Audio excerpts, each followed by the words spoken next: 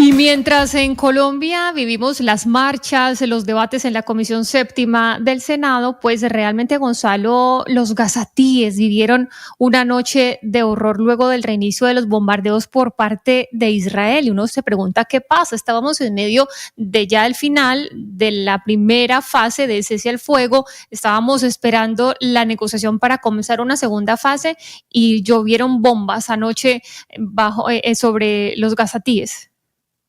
Pues, a ver, Jennifer, yo creo que de alguna u otra manera se cumplió o se cumplieron las palabras del presidente Donald Trump y el señor Benjamin Netanyahu.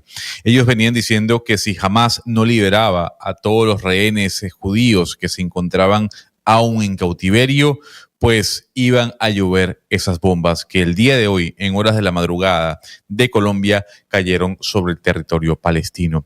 El presidente o el señor o el primer ministro Benjamin Netanyahu fue el que dio la orden de que las fuerzas de defensa israelíes atacaran a frentes de Hamás. Hasta el momento se reportan que son 400 las personas que han sido asesinadas por estas bombas y más de 500 los heridos. Lo que ha dicho Israel es que Hamás no cumplió con el alto el fuego, Hamás no cumplió con el cese al que habían acordado, en el cual una parte entregaba palestinos arrestados y por otra parte la consiguiente entregaba a israelíes en cautiverio, sobre todo debajo en los túneles de Hamás, debajo del territorio palestino. Lo que ha llevado a que este cese al fuego que se firmó, Jennifer, a finales del mes de enero, durará muy poco. Y esa es la pregunta que hoy muchos están haciendo, ¿no? La paz forzada que está buscando Donald Trump en un principio con Israel, en otro y ahora en un segundo plano con Ucrania o en una segunda parte con Ucrania y Rusia, ¿es duradera? Al parecer no. Pero yo creo que es importante entender qué es lo que viene después, qué es lo que viene tras este bombardeo el día de hoy. Y por eso está en línea con nosotros Alberto García Watson.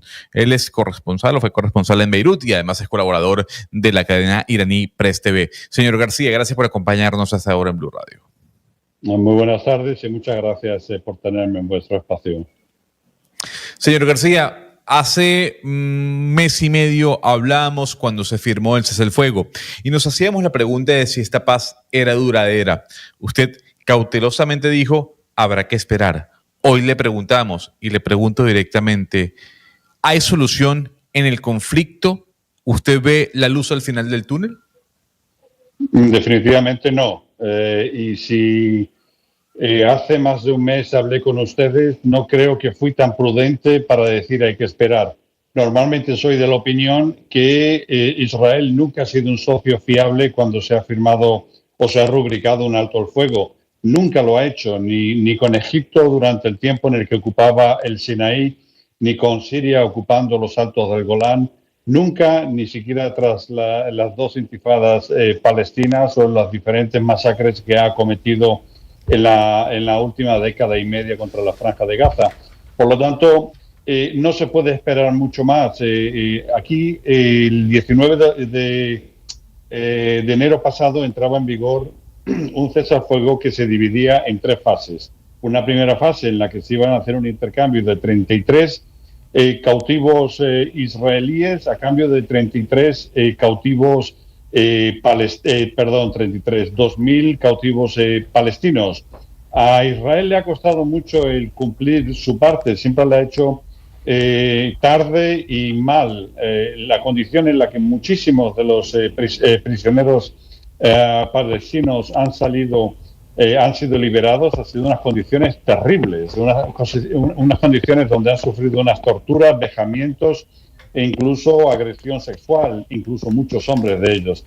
Entonces, a Israel nunca le ha interesado entrar en la segunda fase. Siempre han intentado provocar lo más posible a la fuerza de la resistencia palestina para que eventualmente terminaran por ceder y responder de forma militar a las provocaciones israelíes. Han sido más de 300 las ocasiones en las cuales Israel en pocas semanas ha violado el cese al fuego en esta primera fase y ha expresado muy claramente que de ninguna de las maneras iba a entrar en una segunda fase. La segunda fase hubiera sido la entrega de todos los cautivos israelíes y la retirada de las fuerzas israelíes del territorio de la Franja de Gaza. Pero desafortunadamente ocurre que Benjamín Netanyahu no cuenta solamente con su propio deseo, sino que tiene en una coalición a grupos y ministros extremistas que no están dispuestos a que haya un cese al fuego permanente, que es lo que se había cifrado, que a partir de la segunda fase entraríamos en un proceso de completa paz permanente, y en una tercera fase finalmente era la reconstrucción. Definitivamente, yo ya lo he comentado tiempo atrás, semanas atrás, de que yo no veía la posibilidad de que una segunda fase tuviera lugar, porque definitivamente Israel no quiere ceder la Franja de Gaza y estos bombardeos que han tenido lugar en las últimas horas, al parecer, son como consecuencia o por haber tenido el visto bueno por parte de Donald Trump, que en este caso no es la mejor influencia para un alto el fuego, que se veía con buenos ojos, que tenía grandes posibilidades, pero que definitivamente, y a raíz de que entra como presidente en la Casa Blanca Donald Trump, se empieza a violar el cese al fuego por parte de Benjamín Netanyahu, se corta la electricidad, se corta el suministro de ayuda humanitaria y definitivamente ha provocado esta situación. Señor García, justamente quiero preguntarle por el papel de Donald Trump, porque cuando se pacta este cese al fuego, o esta primera etapa de este cese al fuego, Donald Trump todavía no había llegado a la Casa Blanca, estaba próximo a llegar, y Joe Biden salió a decir que era un trabajo conjunto tanto de su saliente administración como de la llegada de Donald Trump a la Casa Blanca. Donald Trump, por el contrario, siempre se echó los créditos él y decía que él era un hombre que quería la paz, que quería terminar inmediatamente esta guerra, pero muy rápidamente empezó a echarle la culpa a Hamás y a decir que si no cumplían todo lo pactado, pues iba a desatar un infierno en Medio Oriente, y de hecho lo ha reiterado en las últimas semanas. ¿Qué quiere realmente Donald Trump aquí? Porque él se vende tanto en Rusia y Ucrania como aquí como un hombre de paz, como que quiere la paz, pero realmente esto no se ve así, y ayer lo que se conoce es que justamente Benjamín Netanyahu consultó directamente con Donald Trump, quien autorizó el bombardeo. Efectivamente, lo que ocurre en ambos casos, tanto en la guerra, en el conflicto que hay entre Rusia y Ucrania, al igual que existe en este momento entre Palestina e Israel, es que en ambos casos Donald Trump pretende que se realicen negociaciones y que el poder de decisión nunca recaiga sobre una de las partes. Él quiere negociar con Putin la paz en Ucrania sin contar con los ucranianos, y quiere también un cese al fuego, una paz en Palestina, pero sin contar con los palestinos. Y francamente, cuando vemos que efectivamente una de las partes sí ha cumplido todos los propósitos, todos los puntos del acuerdo, y la otra parte ha violado sistemáticamente todos los acuerdos, tenemos claramente una visión muy clara de quién es responsable. Pero si vemos además que a partir de que es presidente inaugurado y juramentado Donald Trump, a partir de ese momento es cuando Benjamín Netanyahu tiene carta blanca para poder hacer una violación constante de todas las partes del acuerdo. Ya podemos entender perfectamente. Jamás ha cumplido todas las partes, en cambio Israel no las ha cumplido. Israel sigue utilizando a sus francotiradores para disparar a la población civil. Ha matado a más de 400 personas en apenas 4 semanas de cese al fuego. Por lo tanto, el hecho de que siga aduciendo de que están atacando a objetivos de Hamás, no, pero si con Hamás tienes un alto al fuego programado, no puedes seguir atacando. Lo ha hecho exactamente igual en el Líbano. Yo he sido corresponsal de guerra en el Líbano y ha hecho exactamente lo mismo allí. Desde el primer día del cese al fuego pactado con Hezbollah en el Líbano, ha estado disparando, ha estado masacrando a la población libanesa. Y como digo, esto ya lo ha hecho en el pasado. Esto no es nada nuevo. Pero entonces usted dice que lo mismo hizo en el Líbano, como una especie de autosabotaje a los ceses al fuego. ¿Cuál es la intención en esta oportunidad? Porque estamos hablando, yo creo que se saboteó el acuerdo tan incipiente que había, se saboteó por parte de Israel. Hay todavía un bloqueo humanitario y está esta idea que generó tanta polémica de urbanizar, de hacer un proyecto inmobiliario en la Franja de Gaza que la lanzó el mismo presidente de los Estados Unidos. ¿Podría estar este objetivo detrás de todo lo que se está dando, este paso a paso que estamos narrando desde hace varios meses allí? ¿O usted cree que eso no tiene nada que ver? Bueno, francamente, lo que ha propuesto Donald Trump es un absoluto absurdo, es absolutamente ridículo. Incluso publicó con animación artificial un vídeo en redes sociales de lo que vendría siendo lo que él ha llamado la Riviera Mediterránea occidental. Es absolutamente absurdo, pero esto sí que ha dado pies definitivamente a Israel para mostrar todo el apoyo que Donald Trump le está prestando al régimen israelí. Definitivamente el permitir, porque le ha dado carta blanca incluso todo el armamento que precise para acabar el trabajo. El trabajo que ha empezado básicamente Benjamín Netanyahu en la Franja de Gaza y que ha sido denominado por la Corte Penal Internacional como un crimen de guerra, o sea, genocidio. Pretende Donald Trump que facilitar incluso más armamentos para terminarlo. Esto viene siendo la solución final que tuvo lugar en los años 40 contra la población judía en el centro de Europa. La solución final era acabar por completo con una limpieza étnica de un grupo étnico. Y eso es lo que representa el genocidio, acabar con un grupo de personas o con un grupo étnico de personas para acabar limpiando ese territorio, como muchas veces ya han definido los israelíes, que es limpiar de territorio de la población autóctona. Esto lo hicieron los colonos europeos cuando llegaron al oeste norteamericano, que limpiaron de la población indígena todo ese territorio para colonizarlo y convertirse en sus propietarios, meter en guetos a la población autóctona y no darles apenas ni siquiera el derecho al voto. Esto es muy triste. Señor que todavía García. en este siglo esté pasando. Señor García, sí, se adelanta un poco a la pregunta que le quería hacer, porque precisamente cuando se evidencia, pues además de los videos previos que ha publicado Donald Trump y su papel en el ámbito internacional, cuando ya es evidente su participación previa en estos ataques de anoche en Gaza, ¿usted cuál cree que va a ser la reacción de Europa? Es decir, en el campo ya afuera de cuál va a ser la posición de los países de la Unión Europea frente a lo que está pasando, sabiendo que Donald Trump aquí está violando un acuerdo previo, está violando el derecho internacional humanitario. Hemos visto las imágenes de los niños que quedaron asesinados en el ataque de anoche. Definitivamente es vergonzoso la posición que tiene la comunidad internacional en general y más concretamente la Unión Europea, porque la Unión Europea desde un principio se ha apresurado para mantener una relación de total amistad y de total apoyo al régimen israelí. Por lo tanto, lo que vamos a escuchar son condenas, palabras vacías, por las cuales nos van a dar a entender de que esto es inaceptable, que esto no se puede hacer, que Naciones Unidas también va a decir tal y cual. Pero lo curioso del caso es que Naciones Unidas tiene un contingente de militares que son los cascos azules que podrían imponer la ley internacional sobre territorios como en este caso bajo una brutal ocupación militar. Lo que está ocurriendo en la Franja de Gaza, yo he estado en muchas ocasiones en la Franja de Gaza, en lo que se da por llamar tiempos de paz, y en esos tiempos incluso hay un asedio absoluto a la Franja de Gaza, donde incluso se mantiene lo que llaman una restricción calórica, por la cual no se permite la entrada de suficientes alimentos, pero con lo suficiente para no caer en la desnutrición. Yo he estado allí, a mí no me lo han contado, eso lo he visto yo.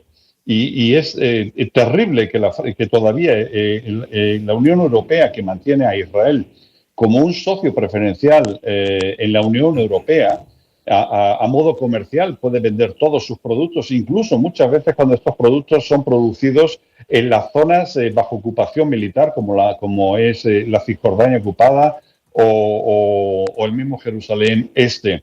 Europa no va a decir nada ni va a hacer nada, lo que va simplemente van a sus flamas que básicamente son con contenidos vacíos y como digo, también lo que viene siendo Naciones Unidas, Antonio Guterres dirá que esto es inaceptable, que esto no se puede, y han pasado 17 meses desde que estamos viendo cómo como digo, y según el Tribunal de La Haya, se está cometiendo genocidio y hay un señor que Benjamín Netanyahu y su ex ministro de Defensa que tienen orden de arresto internacional porque son criminales de guerra.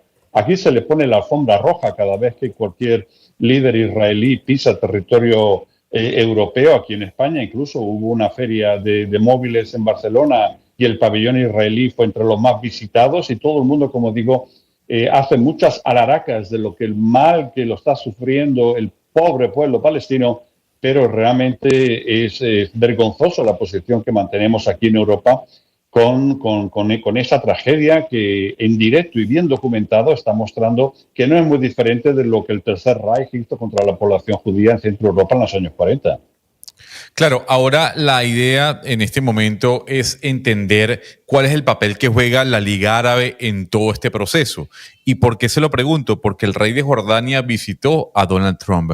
Tenemos a Egipto allí también diciendo nosotros no vamos a recibir a palestinos desplazados. Y es parte también del problema, don Alberto. ¿Qué pasa con los países que rodean a la Franja de Gaza? ¿Qué pasa con Arabia Saudita y esa posibilidad de no inversión en los Estados Unidos mientras Estados Unidos siga con ese planteamiento de desplazar a los palestinos de su territorio? La pregunta es, ¿la Liga Árabe qué?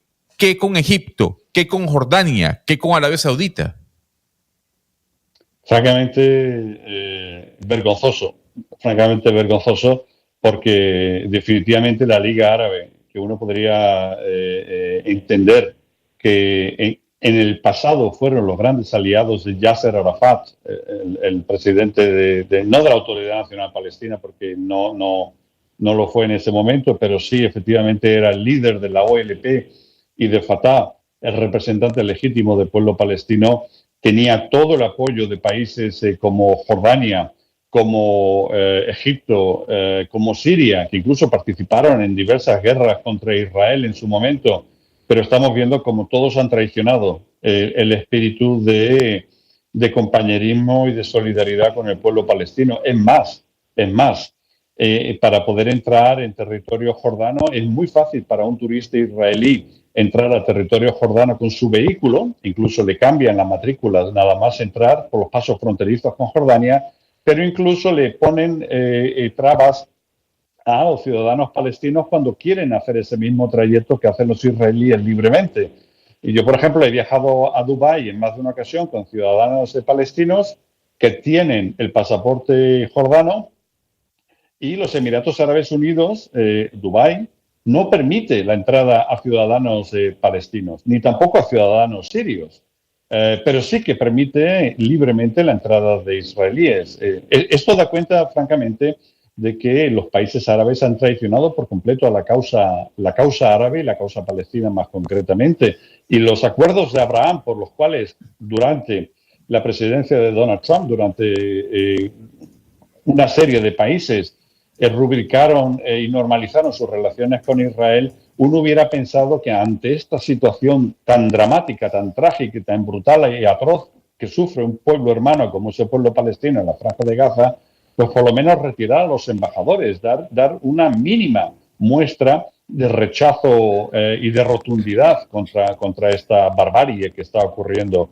Y como digo, no es una barbarie inventada, está muy bien documentada. Tenemos cifras incluso de la UNRWA, que ha sido prohibida por parte de Israel porque no quieren testigos de las atrocidades que cometen, no permiten tampoco la entrada a personalidades del periodismo y tal. Yo estoy esperando todavía para que me den permiso. Yo había entrado no sé cuántas veces a la Franja de Gaza y ya Israel no me permite entrar porque definitivamente no quieren testigos de lo que está pasando. Y una cosa que es muy interesante, hace un día o dos, precisamente, un relator de Naciones Unidas que visitó la Franja de Gaza dice no haber sentido mayor estupor en su vida desde que en la parte norte de la Franja de Gaza llegó a ver como perros estaban comiendo cadáveres entre las ruinas de la Franja de Gaza. Eso es terrible. Hay incluso imágenes, yo he visto incluso de un canal árabe donde una periodista estaba llorando mientras estaba mostrando imágenes de un perro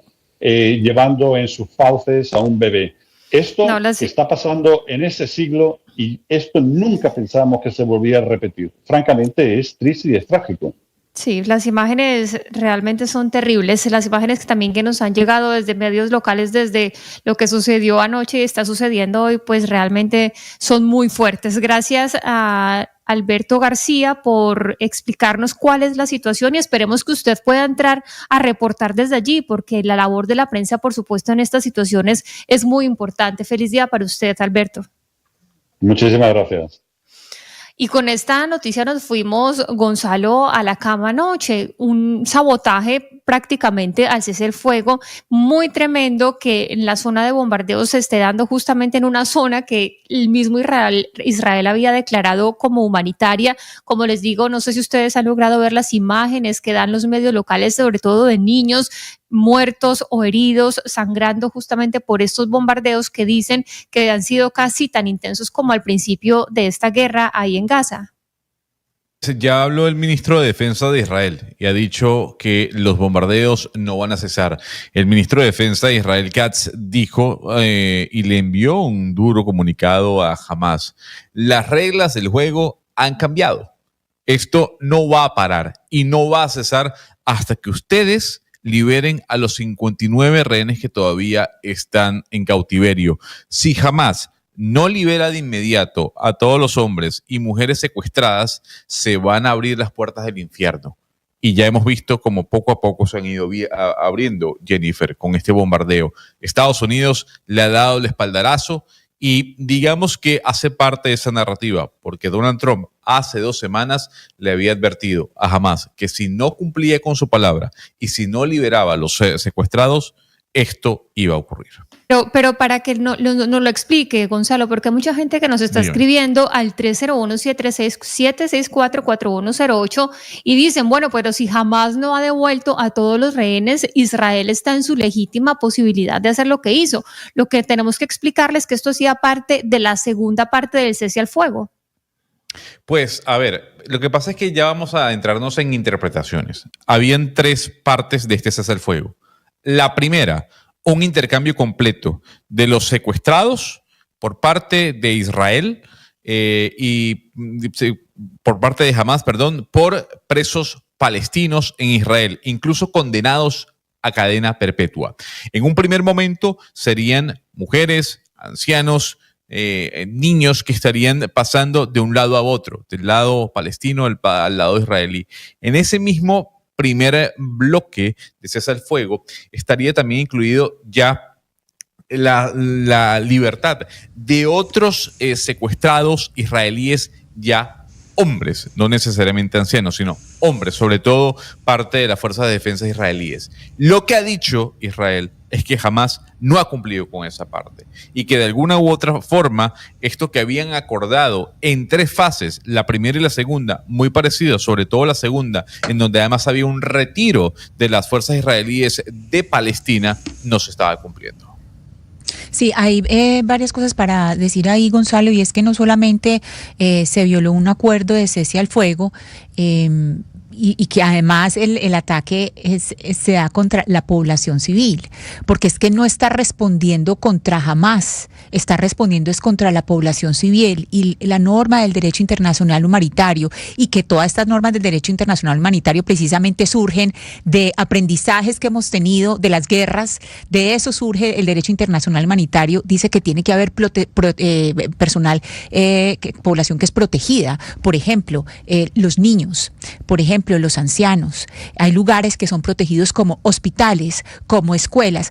Todos esos lugares han sido bombardeados en distintas oportunidades en lo que va de esta retaliación por los ataques del 7 de octubre de parte de Netanyahu. Entonces aquí no es solamente la violación, este bombardeo no solamente obedece a una violación de un acuerdo, sino que está violando las normas mínimas que tienen por encima el derecho internacional humanitario, porque las normas de la guerra es lo que permiten una mínima protección de la población civil, y eso lo que estamos viendo es que nada se está respetando.